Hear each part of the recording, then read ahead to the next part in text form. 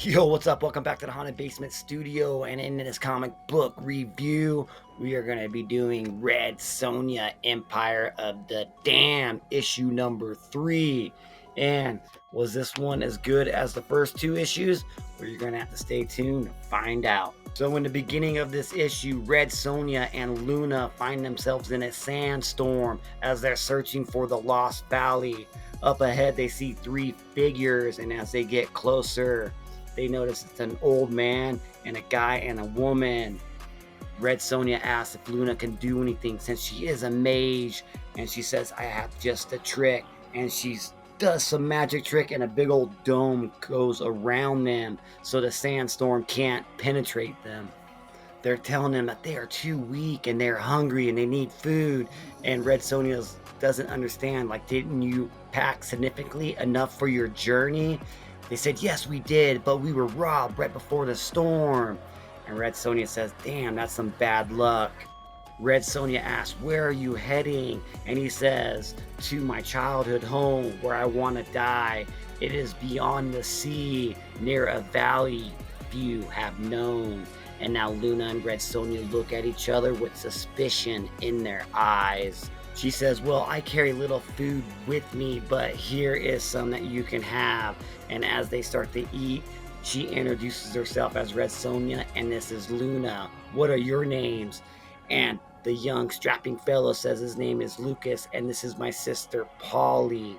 Now Red Sonja, with her arms crossed, says, and you? And the old man says, I am Gamor. And she says, looks like the storm is quieting. And then Luna says, thank God, because I can't hold this much longer. But as she says that, they say, I see something. And they point out in the desert, and it is coming towards us. Luna saying there's too many of them, and as her shield breaks, Red Sonja says, prepare the fight, and all these creatures start to come, and there's a nice action fight scene right here with them just cutting down these creatures, but there's too many of them. Lucas and Polly are now fighting back to back, fighting off the creatures, but Lucas gets taken down, but Luna saves him with her sorcery. But then Polly gets tackled from behind, but she's able to flip the creature over her back, and then she kills it. But at the same time, another creature comes from behind and impels her, and Lucas yells, no! Lucas now is enraged, and he cuts the creature in half, and he starts smashing it as Red Sonja looks at Lucas as he mourns the death of his sister. He turns around and looks at the old man and says, this is all your fault, and starts walking over to him with his sword. But Red Sonja says killing this old man ain't gonna solve nothing. And she says, we must get going. He says, she needs to be buried. She's like, I don't mean no disrespect, but we need to leave this place. They rode for hours until the cruel desert faded away into mountains and forests. Neither Red Sonja or Luna mention their quest because they don't know these men and they were not going to risk it. And as Lucas buries Polly on a cliff top, Red Sonja says, we traveled enough through the day and now it is getting dark. We should set up camp here. And they say yes. And now Red Sonja and Lucas are sitting by a campfire, and he says, you haven't told me what your quest is. She says, I am aware of that. He's like, what, you don't trust people? She says, I've learned the hard way to be careful. And as the old man starts to wander off, he says, don't wander off too far. He's like, I just want to see the canyons. And as he walks up behind Luna, she says, I know that you're there. And she turns around and says, can I ask you a question? Why can't I read your thoughts? He says, because I don't want mine to be read.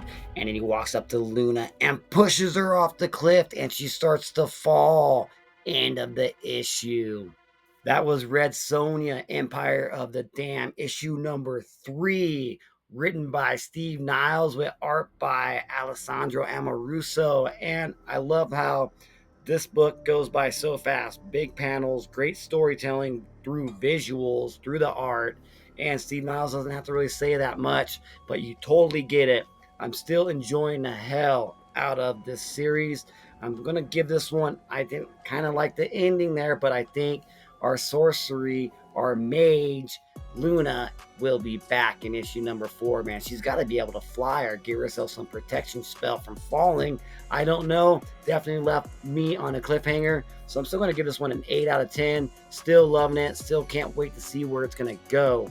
Man, thank you all for joining me in Haunted Basement Studio. I'm Triple B, and you guys remember one thing. You keep it hardcore. Comics. Laters.